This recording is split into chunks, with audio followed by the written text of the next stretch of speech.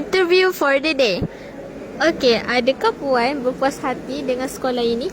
Saya berpuas hati dengan sekolah ni. Cikgu-cikgu semua membantu perkembangan anak-anak dan anak-anak pun seronok sekolah di SMK SR Sungai Rawang Sepang. Terima kasih Puan. Assalamualaikum Puan Pengetua. Adakah peranan PIPG ini dapat membantu sekolah? Waalaikumsalam. Peranan PIBG sangat-sangatlah kalau semua sekolah lah, bukan sekolah kita saja. Memang PIBG ni peranannya sangat-sangat penting, membantu pihak sekolah dari semua segi sebenarnya, untuk menaikkan sekolah bersama-sama, untuk menaikkan anak-anak di SMK Sungai Rawang menjadi anak yang berjaya di dunia dan di akhirat, insya-Allah. Terima kasih Pengetua. Itu je. Itu